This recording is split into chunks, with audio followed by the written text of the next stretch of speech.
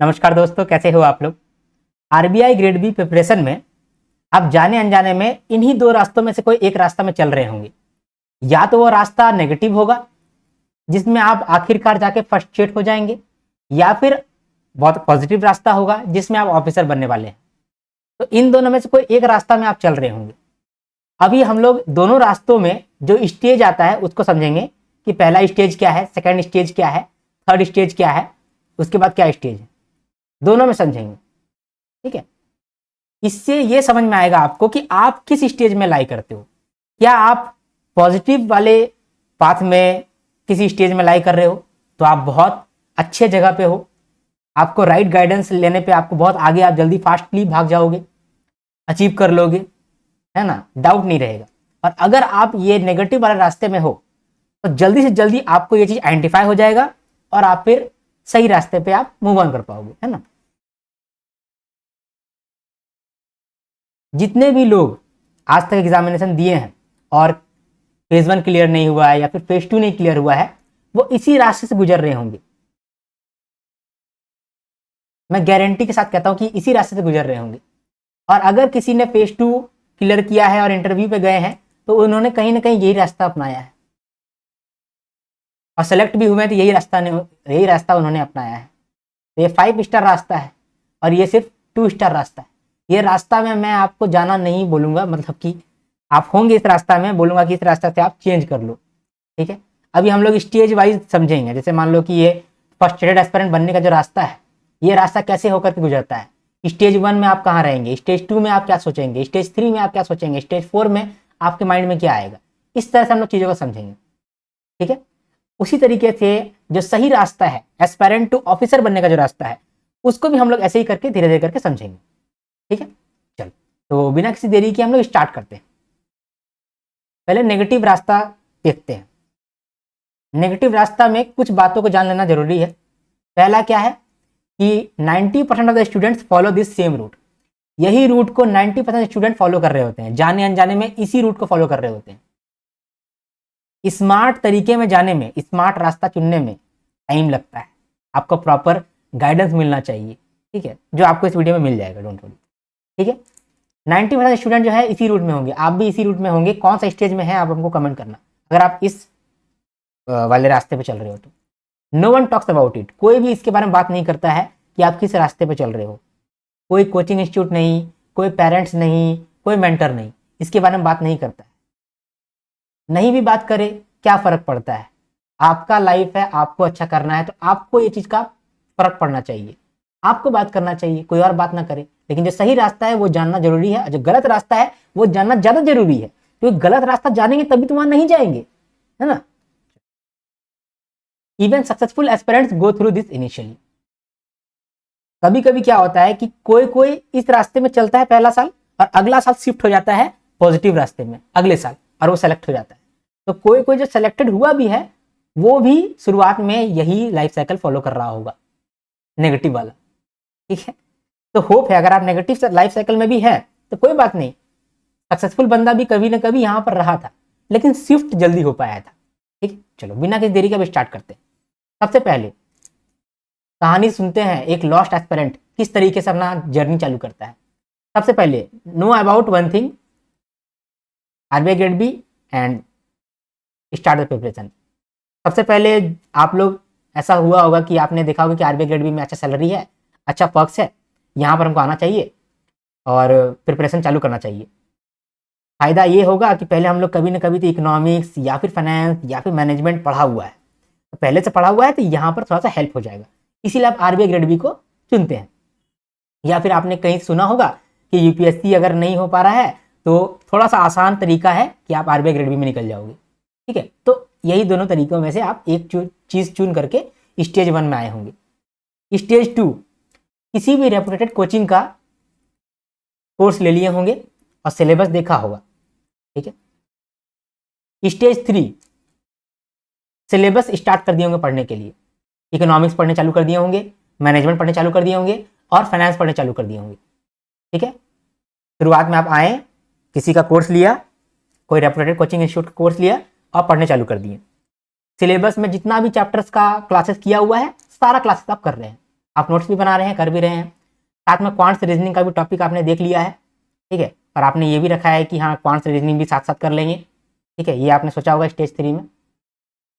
Stage 4 में आप बहुत मोटिवेटेड होंगे और आपको मन कर रहा होगा कि यार हम सिलेबस कंप्लीट कर देंगे, सिलेबस कितना भी बड़ा क्यों ना हो, क्योंकि जब आप रेपुटेड इंस्टीट्यूट का कोर्स खरीदेंगे तो वहां पर आपको दिखेगा कि बहुत ज्यादा क्लासेस है, बहुत ज्यादा क्लासेस है, हर एक टॉपिक पे बहुत क्लासेस है। आपको सारा क्लास देखना तो पड़ेगा ही, क्योंकि एग्जाम क्लियर करना है, तो आप फोकस करके टारगेट करेंगे कि हमको सब कंप्लीट करना है। Quants reasoning, English, economics, finance, management, सारा का सारा क्लासेस करना है, ये आपके दिमाग में आ जाएगा, आप चालू भी करोगे, ठीक है। सिलेबस कंप्लीट होते होते आपको धीरे धीरे जीए का फीलिंग आएगा, जनरल अवेयरनेस का। या जनरल अवेयरनेस जो है ना फेज 1 में 80 मार्क्स रखता है, और अगर जनरल अवेयरनेस बढ़िया से हो गया तो मेरा तो सिलेक्शन हो जाएगा, फेज 1 तो कंप्लीट हो जाएगा, और फेज 2 के लिए इकोनॉमिक्स, फाइनेंस, मैनेजमेंट तो कर ही रहे हैं। इतना सही तरीका है, जीए को स्टार्ट करते हैं, आपका दिमाग में आएगा, ठीक है, डर लगने लगेगा जीए का, है ना। During syllabus completion always fear about GA. Stage 6 में आप जाएंगे, जीए आप स्टार्ट कर दिए, ठीक है, आपका फाइनेंस, मैनेजमेंट, ईएसआई, ये सब आपका 60 to 70% सिलेबस कंप्लीट हुआ होगा, और अब आप सोच रहे होंगे कि अब जो है ना हम जीए का क्लासेस चालू कर देते हैं, क्योंकि जितना जीए का क्लासेस पढ़ेंगे फेज 1 में अच्छा नंबर आएगा और हम तो पास कर जाएंगे। क्वांट्स रीजनिंग को थोड़ा सा आप हल्के में ले लिए हैं अभी तक, अभी आप जीए कर रहे हैं और सिलेबस कंप्लीट कर रहे हैं, फाइनेंस का, इकोनॉमिक्स का और मैनेजमेंट का, ठीक है। स्टेज 7 में आप देखोगे कि जनरल अवेयरनेस यानी कि करंट अफेयर्स तो कर रहे थे, लेकिन रिवीजन नहीं कर पा रहे, और सिलेबस भी कंप्लीट हो रहा है ना, तो उसका भी रिवीजन नहीं हो पा रहा है, यानी रिवीजन हो ही नहीं पा रहा है। तो आप सोचोगे छोड़ो ना यार, रिवीजन छोड़ो ना, फेज 1 कंप्लीट करना है, फेज 1 में अच्छा नंबर लाना है, जीए में अच्छा नंबर स्कोर करना पड़ेगा, और करंट अफेयर्स पढ़ना पड़ेगा। करंट अफेयर्स बहुत डिफिकल्ट होता है, तो हर एक सोर्स में कवर करना पड़ेगा, तो करंट अफेयर्स में ज़्यादा फोकस करके पढ़ते हैं, तो आप करंट अफेयर्स ज़्यादा फोकस करके पढ़ोगे और रिवीजन आपका कोलैप्स हो जाएगा, रिवीजन आप नहीं करोगे। इकोनॉमिक्स, फाइनेंस, मैनेजमेंट जो भी आपने सिलेबस कंप्लीट किया होगा, थोड़ा बहुत किसी तरह से आप कंप्लीट करोगे और जीए पे फोकस करोगे ज़्यादा। स्टेज 7 में ऐसा होगा। स्टेज 8 ट्रैप आता है यहाँ पर, आपके लिए ट्रैप बन गया। जीए भी आपने काफ़ी पढ़ लिया है, जीए भी रिवीजन नहीं हो पा रहा है, और आपने स्टैटिक सब्जेक्ट जैसे कि इकोनॉमिक्स, फाइनेंस, मैनेजमेंट वो सब भी पढ़े आप, लेकिन कंप्लीट नहीं हुआ, रिवीजन तो हो ही नहीं रहा है, सिलेबस भी कंप्लीट नहीं हुआ है और रिवीजन भी नहीं हुआ। जितना भी स्टैटिक टॉपिक है वो 50%, 80% इतना ही कंप्लीट हुआ है, और जीए पढ़ रहे थे तो जीए पढ़ रहे हैं, रिवीजन नहीं कर पा रहे हैं, तो ना जीए हो पाया और ना ही आपका रिवीजन हो पा रहा है।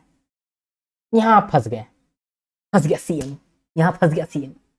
आगे देखो, स्टेज 9 में धीरे धीरे क्वांट्स और रीजनिंग इग्नोर हो गया, क्योंकि आपके दिमाग में चल रहा है कि जीए को रिवीजन करना है, प्लस जो हम लोग का इकोनॉमिक्स है, मैनेजमेंट है, फाइनेंस है, उसको कंप्लीट भी तो करना है, नहीं तो फेज 2 ही पास नहीं कर पाएंगे। तो आप उधर दिमाग लगाए हैं, जीए में दिमाग लगाए हैं, क्वांट्स और रीजनिंग इग्नोर हो गया। थोड़ा बहुत पढ़े थे आप शुरुआत में, लेकिन अब आप सोच रहे हैं कि अब नहीं हो पाएगा, बाद में कर लेते हैं, बाद में कर लेंगे, या थोड़ा बहुत किसी तरह से कर रहे हैं, हो नहीं पा रहा है। स्टेज 9 फंस गए हैं आप। स्टेज 10 नोटिफिकेशन आ गया, पैनिक हो गए आप। क्वांट्स रीजनिंग आपने किया नहीं है, अब आपको करना पड़ेगा क्वांट्स रीजनिंग, तो अब आप करोगे क्वांट्स रीजनिंग। आपका रिवीजन तो हुआ नहीं था जीए का, तब जीए का रिवीजन करोगे, प्लस और भी जीए आ रहा होगा, वो भी आप पढ़ रहे होगे, पहले का भी रिवीजन कर रहे होगे, तो आप वन शॉट वीडियो देखोगे, शॉर्टकट देखोगे, क्वांट्स का वन शॉट वीडियो, रीजनिंग का वन शॉट वीडियो, इंग्लिश का वन शॉट वीडियो, जीए का वन शॉट वीडियो, फाइनेंस का वन शॉट वीडियो, ये सब आप देखोगे। फेज 1 पर पूरा दिमाग लगाओगे, क्योंकि नोटिफिकेशन तो आ गया है। फेज 2 जितना हुआ, फेज 1 पर दिमाग लगा रहे होगे। ये है स्टेज नंबर 10। स्टेज नंबर 11 हो गया कि एग्जाम हो गया, स्टेज नंबर 12 का मतलब एग्जाम खराब हो गया। क्यों? क्वांट्स रीजनिंग किए नहीं थे। क्वांट्स रीजनिंग जो होता है ना, प्रैक्टिस का गेम होता है, लेकिन आपने क्वांट्स रीजनिंग में तो समय नहीं दिया, तो क्वांट्स रीजनिंग अच्छा नहीं जाएगा। जीए में आपने दिया था लेकिन रिवीजन नहीं कर पाए थे, थोड़ा बहुत अच्छा गया होगा एग्जाम, थोड़ा बहुत खराब गया होगा जीए में। इंग्लिश में मोस्टली लोग ठीक ठाक रहते हैं, तो इंग्लिश ठीक ठाक जाता है, कट ऑफ से 10-15 नंबर पीछे रह जाएंगे फेज 1 में ही। और फेज 1 अगर पास हो गए गलती से, तो आप फेज 2 में जाकर के फंसेंगे क्योंकि आपका सिलेबस पूरा पूरी नहीं हुआ था, आपने डिस्क्रिप्टिव को प्रैक्टिस नहीं किया था। ठीक है, और यहां पर ही अगला स्टेज आता है, blame the teacher and educator. आप टीचर को एजुकेटर को ब्लेम करते हैं कि ये टीचर ये नहीं कराया, वो टीचर वो नहीं कराया। इसमें कोई बुराई बात नहीं है, ये बिल्कुल सही चीज है। ब्लेम करना बहुत सही चीज है। ब्लेम करोगे क्योंकि वो आपका लाइफ बर्बाद कर रहा है ना। ब्लेम तो आप कर सकते हो, करना भी चाहिए, लेकिन ब्लेम करने से भी क्या हुआ?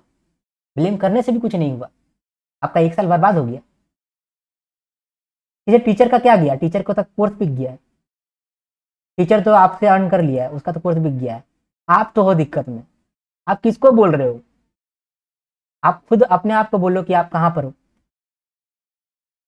क्योंकि आपके लाइफ का रिस्पॉन्सिबिलिटी कोई नहीं लेने वाला है। कोई टीचर ले लेगा तो बता दो, कोई इंस्टीट्यूट ले लेगा तो बता दो।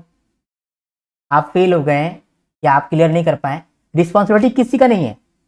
पास करेंगे तो क्रेडिट जरूर लेगा, लेकिन फेल करेंगे तो रिस्पॉन्सिबिलिटी नहीं है किसी का। ठीक। और एक बात बोलूं, आप टीचर को भी ब्लेम नहीं कर पाओगे, क्योंकि टीचर बोलेगा देखो ना हम इतना सारा पढ़ाए थे, कहीं से ना कहीं से तो क्वेश्चन आया ही है। आप टीचर को भी ब्लेम नहीं कर पाओगे, आप किसी को ब्लेम नहीं कर पाओगे, आप घुट घुट के रह जाओगे। ये रियल चीज है। 700 स्टूडेंट से बात किया है मैंने लास्ट 2 सालों में, 700। सबका सेम है, सबका सेम। आगे बढ़ते हैं। अब एस्पायरेंट टू ऑफिसर का कहानी देखते हैं। ये कहानी, हो सकता है कि इतना कुछ आप झेलोगे ना, तो आप फिर ये वाला रास्ता में आप ऑटोमेटिकली आ जाओगे, ऐसा हो सकता है। लेकिन तब तक 1 साल बर्बाद हो चुका होगा या 2 साल बर्बाद हो चुका होगा। ठीक है, अब देखते हैं यहाँ पर आप क्या करोगे। कौन कौन सा स्टूडेंट है जो कि ये रास्ता को शुरुआत से ही फॉलो कर लेता है? देखो, not everyone knows this path at the beginning. शुरुआत में तो किसी को ये नहीं बात मालूम होता है कि ये कौन सा रास्ता है, किसी को नहीं मालूम रहता है कि क्या करना है। जिनका यूपीएससी बैकग्राउंड होता है ना, तो वो अपने प्रिपरेशन से कुछ सीखते हैं, वो सीख यहाँ पर वो लेकर के आते हैं, तो वो लोग को सिर्फ मालूम होता है। तो aspirants with proper guidance like UPSC preparation wisdom, UPSC prepare कर रहे होंगे तो वहां से प्रिपरेशन के दौरान कुछ सीखा होगा, तो वो चीज यहाँ पर उन लोग का हेल्प हो जाएगा। या फिर किसी ने मिस्टेक किया है और फिर जर्नी के दौरान सीखा है, तो वो भी इस रास्ते को जानते होंगे। या फिर आपको प्रॉपर मेंटरशिप मिला हुआ है, तब आपको ये रास्ता पता है। देखो, एस्पायरेंट टू ऑफिसर सबसे पहले ये क्या करता है? Stage 1, he sees syllabus and check himself. पहले सिलेबस देखता है आरबीआई ग्रेड बी का, और अपने आप को देखता है कि इन सिलेबस में से कितना सिलेबस में मैं थोड़ा सा कैपेबल हूं, मैं थोड़ा सा कंफर्टेबल हूं, ये चीज चेक करता है। तो ये तो आप शुरुआत में भी चेक किए थे, ये वाला पार्ट में भी पहला बात तो सेम है। इसके बाद find PYQ and analyse them, find who is interpreting PYQ better. PYQ आपने लिया, अब पीवाईक्यू को एनालाइज किया। ठीक है, मुश्किल है, ये आसान नहीं है। पीवाईक्यू को देखना और पीवाईक्यू एनालाइज करना थोड़ा सा मुश्किल है, लेकिन आपने ये काम किया, पीवाईक्यू देखा और पीवाईक्यू को एनालाइज करने की कोशिश किया। एटलीस्ट लास्ट 3 ईयर्स का आपने पीवाईक्यू देखा और देखा कि क्वेश्चन कैसा पूछा जाता है, क्वांट्स में कैसा पूछते हैं, रीजनिंग में कैसा पूछते हैं, इंग्लिश में कैसा पूछते हैं, फाइनेंस मैनेजमेंट में कैसा डिस्क्रिप्टिव क्वेश्चन आता है। आपको वहां पर बहुत कुछ मालूम चलेगा, जैसे कि आपको मालूम चलेगा कि फाइनेंस में डायरेक्ट सवाल बनता है। ठीक है, फाइनेंस का स्टैटिक पोर्शन इंपॉर्टेंट होता है और डायरेक्ट सवाल बनता है। अगर फाइनेंस का स्टैटिक सिलेबस कंप्लीट हुआ तो आप ऑलमोस्ट सारा डिस्क्रिप्टिव आंसर जवाब दे पाओगे, अगर स्टैटिक पोर्शन से आता है तो। दूसरा, आप जानोगे कि ईएसआई से खाली करंट अफेयर्स पूछा जाता है, लेकिन ईएसआई में कुछ कुछ स्टैटिक डिस्क्रिप्टिव क्वेश्चन बन सकता है, तो आप वो कर लोगे। इंपॉर्टेंट टॉपिक कौन कौन सा है आप आइडेंटिफाई कर लोगे। ठीक है, ये सब आप ढूंढ लोगे। जीए, जीए का डेप्थ आप समझ लोगे। क्वांट्स, रीजनिंग और इंग्लिश में आप इसका डेप्थ समझ लोगे। ये सब काम आपका हो जाएगा अगर आप जब पीवाईक्यू एक बार देखे हैं और थोड़ा सा एनालाइज करने की कोशिश किया है। जब आपने ये काम कर लिया, जब काम आपने ये वाला कर लिया, मैं आपको बताता हूं कि आप बहुत लोगों से आगे बढ़ चुके हैं पहले ही। स्टेज 2 में ही आप बहुत लोगों से आप आगे बढ़ चुके हो। ये काम करने में आपका 1 मंथ लग जाएगा, लेकिन ये आपका 5 साल बचाने वाला है। 1 मंथ जब आप ये काम कर लोगे ना, तो आपके दिमाग में ऑटोमेटिकली एक फिल्टर बन जाएगा। आपको कुछ करना नहीं पड़ेगा, आपके दिमाग में ऑटोमेटिकली एक फिल्टर बन जाएगा। फिर कोई टीचर कुछ दूसरा कुछ बोल रहा होगा ना, आपको लग जाएगा ये टीचर झूठ बोल रहा है, ये टीचर को नहीं पता है। मान लो कोई मास्टर आपको बोल रहा है कि ऐसे ऐसे पढ़ाई करो, ऐसे पढ़ाई करो, हो जाएगा, तो आप अपने आप समझ जाओगे कि नहीं गलत बोल रहा है, ऐसा पूछता ही नहीं क्वेश्चन। मान लो कोई टीचर जो आपको बहुत बड़ा सा लेक्चर दिया है, 4 घंटा का लेक्चर दिया है, और चार घंटा का लेक्चर में 5 लाइन इंपॉर्टेंट था, तो आप 5 लाइन ढूंढ लोगे कि कौन सा 5 लाइन है, और बाकी सब आप पढ़ करके पार कर दोगे। और अगर आपने ये काम नहीं किया तो आपको लगेगा कि सब कुछ सही है, हर जगह क्वेश्चन बन सकता है, जो सर बोल रहे हैं वो सच है, दूसरा सर बोलने लगे ये भी सर सच बोल रहे हैं, ये सर बोल रहा है ये भी सही बोल रहा है, वो बोल रहा है वो भी सही बोल रहा है, वो बोल रहा है वो भी सही बोल रहा है, सब सही बोल रहा है। ऐसा होगा अगर आपने ये काम नहीं किया। तो ये स्टेज 2 है, बहुत क्रूशल स्टेज है, अंडररेटेड। ठीक है, ये आपका फिल्टर बनाने वाला है, आपके दिमाग में एक फिल्टर सेट करेगा ये। आगे बढ़ते हैं, स्टेज 3 देखते हैं। स्टेज 3 में ये बंदा क्या करता है, कोई कोचिंग ज्वाइन करता है, एनी कोचिंग, कोई भी कोचिंग ज्वाइन करेगा to get benefit out of it and not 100% relying on it. Coaching join करेगा ये, लेकिन 100% रिलाय नहीं करेगा उस पर। ठीक है, मतलब उन्होंने जितना पढ़ाया होगा, जितना आपको लगता है कि यार सिलेबस में ना ऊपर ऊपर से ही क्वेश्चन पूछ ले रहा है, तो सिलेबस में ज्यादा डेप्थ में जाने की जरूरत है नहीं, तो सिलेबस को ऊपर ऊपर पढ़ करके पार करोगे, शॉर्ट नोट्स बना लोगे और आगे बढ़ोगे, सिलेबस को फास्टली कवर करोगे, यही आप काम करोगे। तो सिलेबस को कंप्लीट करने के लिए कोई भी कोचिंग इंस्टीट्यूट हेल्प कर देगा।